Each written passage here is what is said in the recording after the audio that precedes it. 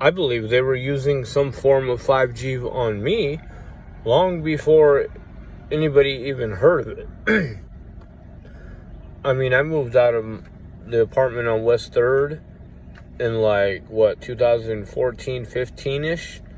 And when I still worked at the semi-truck yard, I believe it was that far back I seen them putting up 5G towers. Those towers went up a long, long time ago. The first ones, a long time ago. I was like, what the hell is that? Those look like speakers. That was a long time ago, dude. A long time ago. That was like 2014 or earlier when they first put up the first ones. I seen them. I remember, dude. And it made me uncomfortable to see it. I'm not lying. I was like, that looks weird, right? Now listen, when I worked at the semi-truck yard, I came home from work one day, and there was a little Cable One from the cable company thing on my door, and it said, you need to call us. If you don't let us in your apartment and search for a RF frequency leak within 24 hours, we're going to turn your service off. So I let them in, and they couldn't find it. But they said it was strong enough to bring down an airplane. Now, I never did get an answer as to what the hell that was all about. But towards the end of my stay at that apartment, right, there was one time I woke up in the middle of the night. I couldn't breathe, and my mouth tasted like I threw up, like vomit, like acid, and I couldn't breathe. I'm not bullshitting. And I've been thinking this whole time they were using my router, or someone was spraying something in my apartment through the walls and the ceiling. My ceiling fan above my bed, it wasn't sealed to the attic. There was a hole. They could have had a hidden camera. People could have been climbing in the attic and watching me, all kinds of shit.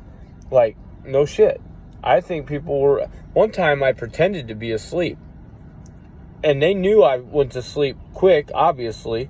Like I told you, I can go to sleep in like 10 seconds if I want to. I think they knew that because they were watching me, right? One time I pretended to be asleep. I only had to pretend for like a minute or two, and I swear I started hearing something spray, like, psst, psst, psst. I jumped up. What the fuck? I should have just kept laying there and stayed quiet and tried to figure out where it was coming from. But my dumb ass jumped up, and then it stopped, and I'm trying to find, I was like, I knew it, I pretended to be asleep. I'm not kidding, dude. And then I had chest pains long after I moved out of there. And I believe dude, I think it was the towers. I think they were using those towers all as far back as 2015 or around that time.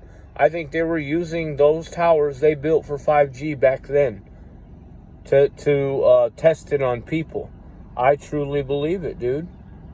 It sounds like the same shit, the same symptoms, dude. And I thought I was sick because of mold.